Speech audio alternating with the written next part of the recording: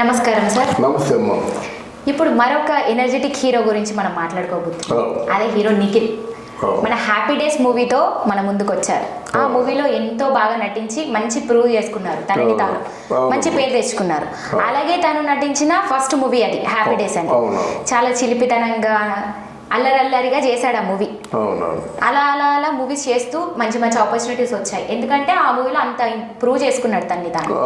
అంత మంచి ఎనర్జెటిక్, ఇంకా మంచిగా అల్లరి చేసేటువంటి ఒక హీరో అని చెప్పుకోవచ్చు. సో అలాగే రీసెంట్గా కూడా కార్తికేయ 1 అలాగే కార్తికేయ 2 చేశాడు. మంచి హిట్ అందుకున్నారు, మంచిగా వచ్చింది మూవీ కూడా, జనాల్లోకి బాగా వెళ్ళింది. అలాగే ఇప్పుడు కార్తికేయ 3 ఎలా ఉండబోతుంది సార్? కార్తికేయ 3 అంటే ఇప్పుడు మనం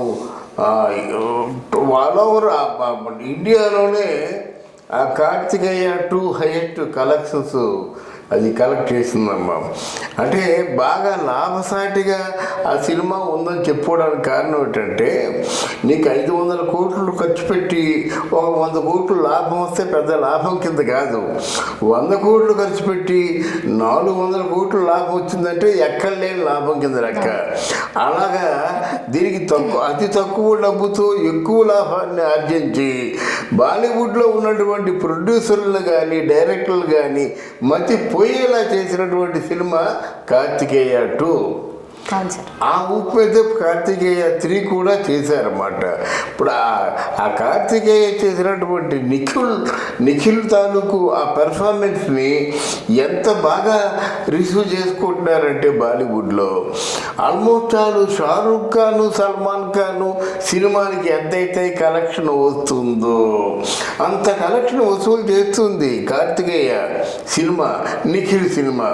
అంటే మన తెలుగులో ఎవరు ఆయనకు ఒక సినిమా ఇవ్వలేదు, ఏదైనా ఒక పెద్ద సినిమా తీయలేదు, ఏ విధంగా కూడా ఆయనతో ఏ ప్రయత్నం చేయలేదు. కానీ ఒక్క సినిమా డబ్బింగ్ సినిమాతో మొత్తం భారతదేశం అంతా కూడా నిఖిల్ తాలూకు పేరు మారుమోగిపోతుందన్నమాట. సో ఆ 2 అంటే first part Karthikeya first part కానీ కార్తికేయ సెకండ్ పార్ట్ కానీ ఈ రెండింటికంటే మించి ఉండాలి ఒకటి. రెండవది ఏంటంటే కథ మనకి ఇప్పటి వరకు రాని కథ, వినూతనంగా ఉన్న కథ. ఏ సినిమాకైనా కథే ప్రాణం. ఆ కథలో అంత గొప్పతనం ఉండబట్టే కార్తికేయ సినిమా అంత రోరింగ్ హిట్ అయిందన్నమాట. అలాగే వాటికంటే ఇది బాగా హిట్ అవుతుందని కోరుకుందాం. అంతే సార్. అయితే ఆ మూవీలో కలెక్షన్ అందుకున్నట్టు ఈ కార్తికేయ 3 కూడా అందుకోబోతుందా కలెక్షన్స్? డెఫినెట్గా అంటే కంపేర్ కదా. ఎందుకంటే కథ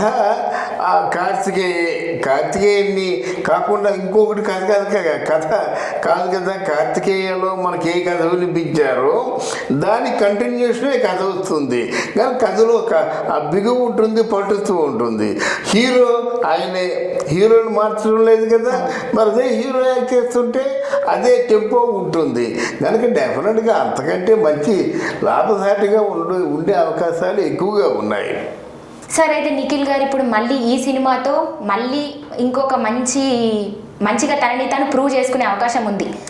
కార్తికేయ 3 తనకి ఇచ్చిన సినిమాల్లో అన్నిట్లో ప్రూవ్ చేసుకుంటూ వచ్చారు. అలాగే కార్తికేయ 3 కూడా దానికి మించి ఉంటదని అనుకుంటున్నాం. ఎక్స్పెక్టేషన్ అది. ఎందుకంటే అంత బాగా వచ్చిందంటే దానికి మించే ఉంటది అనేసే ఉంటది ఒకటి. సో మళ్ళీ తనకి ఈ తెలుగు సినిమాల్లో ఇంకా పాన్ ఇండియా మూవీస్ చేసే అవకాశం ఉందంటారా? అంటే తన నటనకి ఇప్పుడు పాన్ ఇండియా స్టారే కదా, నిఖిల్ పాన్ ఇండియా స్టారే. తెలుగులో ఇప్పుడు కార్తికేయ ఒప్పుకోవాలి కానీ ఎన్ని సినిమాలు కానీ అంతకుముందు ఇచ్చిన రెమ్యూనరేషన్ ఇస్తే ఒప్పుకోడు. ఎందుకంటే 100 కోట్లు సంపాదిస్తున్నాడు కదా. ఇప్పుడు కార్తికేయ 2 300 కోట్లు 400 కోట్లు సంపాదించాడు. ఒక 400 కోట్ల రెవెన్యూ ఉన్నవాడికేమో ఒక 10 కోట్లు 20 కోట్లు ఇస్తే నష్టం ఏముంది? నా మూలంగా 400 కోట్లు సంపాదించుకుంటున్నావు, ఇప్పుడు నా 20 కోట్లు కావాలంటాడు. అరే నీకు 25 లక్షలు ఇచ్చాం కదరా, నీకు ఇప్పుడు 20 కోట్లు ఎలా ఇస్తాం అంటే ఒప్పుకోడు. 20 కోట్లు ఇచ్చేవాళ్ళు చాలామంది ఉన్నారన్నమాట. కానీ తెలుగులో డెఫినెట్గా నిఖిల్ ఒప్పుకోవాలి, కానీ 20 కోట్లు సంపాదించే అవకాశాలు చాలా ఉన్నాయి. కానీ నా దృష్టిలో నిఖిల్ తెలుగు కంటే హిందీలోనే నెక్స్ట్ ఫర్దర్గా సినిమాలు చేసే అవకాశం ఎక్కువగా ఉంది. ఆయన బాడీ లాంగ్వేజ్ చూస్తుంటే మంచి హిందీ స్టార్ లాగా ఉంటాడు నిఖిల్. కనుక హిందీ వాళ్ళు బాగా సొంతం చేసుకున్నారు. రెండవది. మూడవది ఏంటంటే హిందీలో ఆల్మోస్ట్ మారుమూలాల ప్రాంతంలో కూడా ఆ సినిమా సూపర్ హిట్ అయిపోయి కూర్చుంది. కనుక నిఖిల్కి తెలుగు కంటే హిందీలోనే ఎక్కువ సినిమాలు వస్తాయి. లక్కీగా తెలుగులో సినిమాలు చేస్తే మంచిదే. తెలుగువాడిగా తెలుగు సినిమాలు చేయడం మనం కాదనలేం కదా. అది అయితే మనం ఇప్పుడు మనం జనాలు కూడా తీసుకునేది తెలుగు సినిమాలు చేసే అతను మళ్ళీ హిందీ సినిమాల్లోకి అట్లా షిఫ్ట్ అయిపోతే చూస్తారంటారా? మనకి వ్యాపారం అమ్మా, మన డబ్బులు ప్రధానం. మనం ఎక్కడ చేస్తే మనకేం కావాలి. నిఖిలు మా తెలుగు సినిమా చేయవయ్యా నీకు ఒక 10 లక్షలు ఇస్తామని చేస్తాడా? చేయడు కదా. పోనీ ఒక ₹1 ఇస్తాం చేయమని చేస్తాడా? చేయడుగా. 10 కోట్లు ఇస్తామని చేయడు కదా. వ్యాపారం, ఎవరైనా వ్యాపారమే. ఇప్పుడు మనం ఈ అమ్మాయిని ఎందుకు అనుకుంటున్నాం, నయనతారని 12 కోట్లు హీరో అనమాట. అమ్మ నువ్వు తెలుగులో చేయమో అద్భుతమైన గ్యారెంటీ ₹1 ఇస్తామంటే ఇచ్చి చదువులు బాగుంటుంది.